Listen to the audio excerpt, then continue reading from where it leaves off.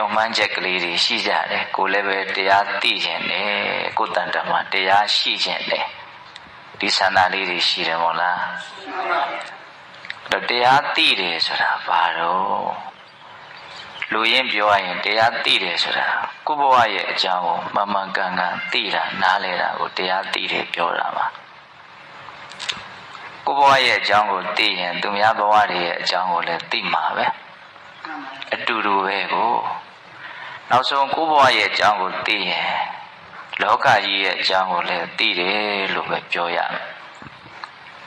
တကူဘဝရဲ့အကြောင်းကိုမှန်မှန်ကန်ကန်သိတာကိုတရားသိတယ်လို့ခေါ်တာအဲ့ဒါတရားကိုသိတော်မူကြတယ်ဘုရားဆရာရှိတဲ့သူတော်ကောင်းကြီးတွေကသူတို့သိခဲ့တဲ့အကြောင်းအရာတွေကိုပြောခဲ့တာအဲ့ဒါတွေကိုဘုန်းတော်ကတဆင့်ပြန်ပြောပြီးတော့တဆင့်ပြန်ပြောတာကိုနားထောင်နေကြတော့တရားသိတယ်ဆိုတာဘာတော့ကိုယ့်ဘဝရဲ့အကြောင်းကိုမှန်မှန်ကန်ကန်သိတာအဲ့ဒါဘဝရဲ့အကြောင်းကိုဘုရားဆရာရှိတဲ့သူတော်ကောင်းကြီးတွေကသူတို့ဘလို့သိသွားတယ်လဲသူတို့သိတာကိုဘလို့ပြောသွားတယ်လဲ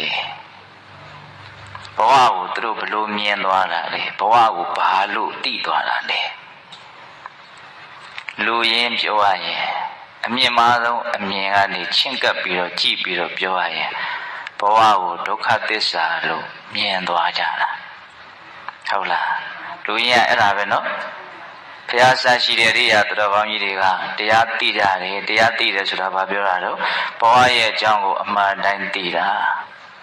အဲ့ဘဝရဲ့အကြောင်းကိုသူတို့ကဘလို့အမှန်တိုင်းသိသွားကြတာတော့ဆိုတော့ဒုက္ခသစ္စာပါလို့ပိုင်းခြားပြီးတော့သိသွားကြတာအဲ့ဒါသူတို့သိတဲ့အသည့်တွေကိုပြောသွားကြတာပဲရုပ်တည်တဲ့နေစင်ဆက်မပြတ်ဖြစ်ပေါ်ပြောင်းလဲနေတဲ့ဒီဖြစ်စဉ်ဒါကိုပဲဘဝလို့ခေါ်တာမဟုတ်လားဖြစ်ခဲ့တဲ့မြတ်တရားတွေဖြစ်နေတဲ့မြတ်တရားတွေအကုန်လုံးဟာတောက်လျှောက်ပြီးဆုံးသွားပျက်စီးသွားတယ်ချုပ်ပြောက်သွားတယ်ထပ်ပြီးတော့ဖြစ်ပြန်တယ်ထပ်ဖြစ်တဲ့အဲ့ဒီတရားလည်းထပ်ပြီးတော့ပဲချုပ်ပြောက်သွားတယ်ပြီးဆုံးသွားတယ်ဒီလိုဘဝလမ်းစဉ်ဘဝခရီးဒီပုံစံတိုင်းလာခဲ့ကြတာဒီပုံစံတိုင်းသွားနေတာဒီပုံစံတိုင်းပဲသွားအောင်မှာပါလေအနိစ္စဖြစ်ရင်နဲ့ဟုတ်လားအဲ့လိုအနိစ္စဖြစ်ရင်နဲ့ပြီးဆုံးနေရင်နဲ့